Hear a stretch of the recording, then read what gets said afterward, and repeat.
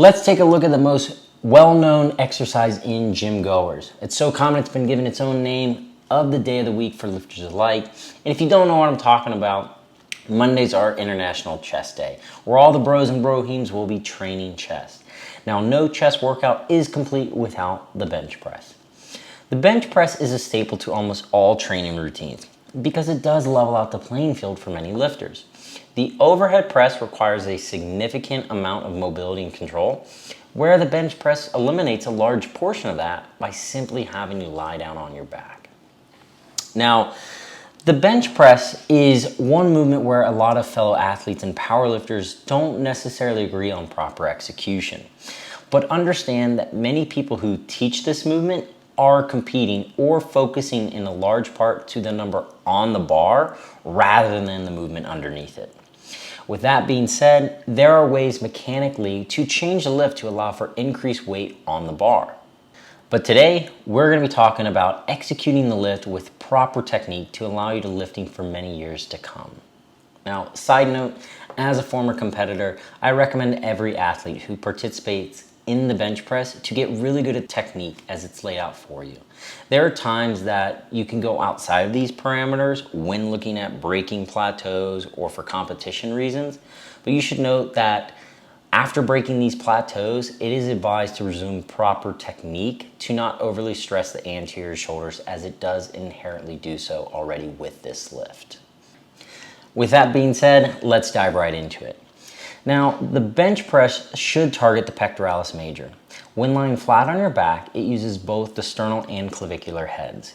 Many people, especially those whom are thinner, will arch their back to decrease the distance the bar has to travel. When doing so, the clavicular head is used to a less extent and more stress is placed on the sternal head. Now, in contrast, the incline press will target the clavicular head to a greater extent. For this reason, somewhat more apt to arching, bringing or lowering the bar down the torso, so bringing the bar lower down the torso, or will compensate and use the shoulders more and less chest to execute the lift. Now, as a former competitor and a rehab specialist, I implore you to train both movements. Our bodies are more apt to injury prevention when we have variability in our lifts. Other main muscles include the triceps, the deltoids, lats, biceps, rotator cuff, and scapular stabilizers, such as the rhomboids, middle traps, and the serratus anterior. When setting up for the bench press, you should lay down with your eyes just below the level of the bar. Your wrist should be in a power position. This is a slight extended position or in a neutral wrist position. The grip width will allow for a vertical forearm position when the bar is touching the chest, but typically slightly wider than the shoulder width apart. Your elbows should be in a slight flex position, as extending the elbows will unrack the barbell. Now, this is a safety measure in case you have difficulty getting the bar up and completing the lift. The scapula should be in a down and back position, and then the thoracic spine should be extended. Finally, the feet should be flat on the floor. Now, as you unrack the bar, the elbows should fully extend prior to bringing the bar over your chest. Many athletes will take a big deep breath in at this point if they haven't already done so prior to bringing the bar down towards their chest. As the bar comes down, the shoulders should act like a hinge and the axis of rotation should occur from the glenohumeral joint. This will give the bar path a slight arc in the descent as it moves around the shoulder joint. The elbows should remain tucked inward to eliminate any excess stress on the glenohumeral joint, and more specifically the rotator cuff, as it does maintain the head of the humerus in the socket. Now, this is very important because it is already the most mobile joint in the body, and we don't want any excess movement to occur here. As the bar comes down in a slight arc position, the bar should come just below the nipple line, where the chest should be at the highest point.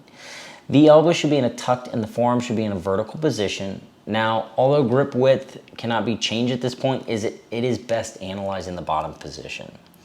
Now, many coaches and competitors do pause the bench press in the bottom position. It is not advised for general population or strength conditioning purposes due to the excess amounts of pressure it places in the shoulder in an already extremely stressed manner. The added benefit here does not outweigh the risks. As you begin pressing the bar back up, the shoulders should stay back against the bench. The most common mistake I see is the shoulders coming off the bench in an effort to help push up the bar.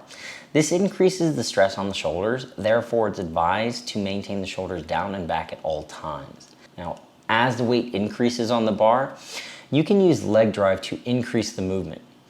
When doing so, your feet should remain flat on the floor and you should be pushing yourself upwards towards the head, not pushing against the ground. As you reach the top position, the spotter should assist you with bringing the bar back into the rack. If you are not using a spotter, it is recommended to use safety bars to protect it from dropping onto you. If you don't have a bench setup that allows for safety racks, it is advised to always have 2 reps in reserve as a safety measure to not get stuck under the bar if you are unable to lift the weight back up.